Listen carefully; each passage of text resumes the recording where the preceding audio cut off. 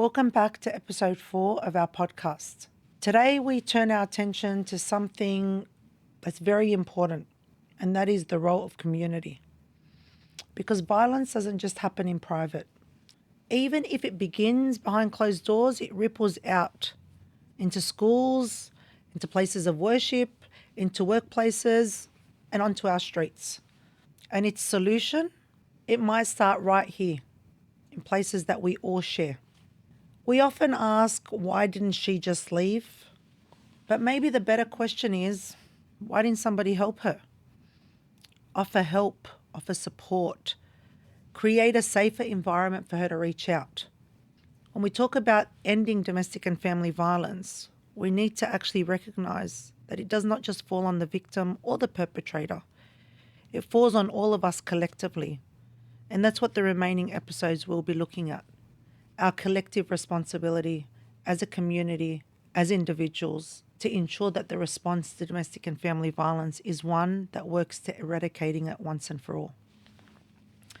The truth is, domestic and family violence thrives in silence, in shame, in a culture that dismisses or denies its existence. That's why community responsibility is so important. Let's be honest, within many cowed communities, family is everything. And again, it's something that is beautiful and that we should be proud of. We should be proud of our hospitality, our connection, our loyalty, and our deep sense of belonging.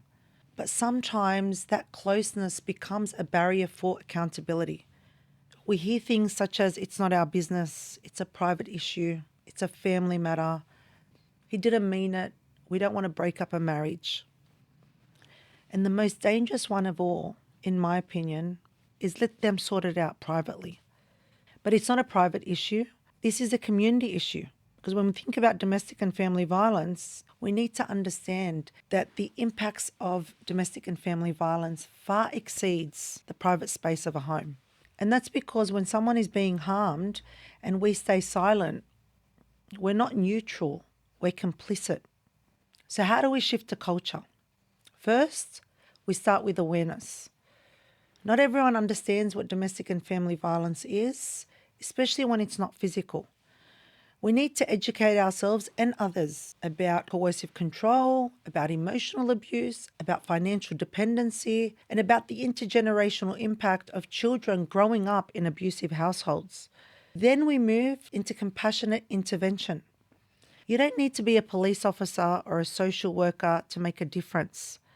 You just need to listen without judgment, offer practical support, childcare, transport, a safe ear or a shoulder to cry on, believe survivors when they speak, and challenge harmful languages when you hear it within your circles. It also means calling out behaviour, especially among men, whether it's your brother or your cousin or your friend or your business partner, you're your brother's keeper. Ask yourself, are we having honest conversations with men around us? Are we creating spaces where they can learn, change, and take responsibility? Are we modelling healthy masculinity to our children? When we delivered from the ground up to equality, we knew that real community change must be led from within.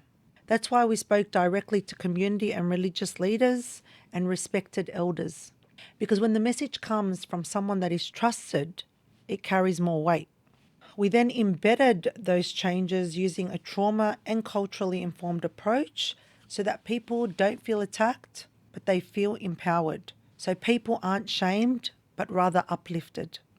Let's not underestimate the power of community leadership, the power of a religious leader delivering sermons about respectful relationships, the power of aunties hosting women's circles that encourage self-worth and boundary setting, the power of men checking their mate's language when a joke is made.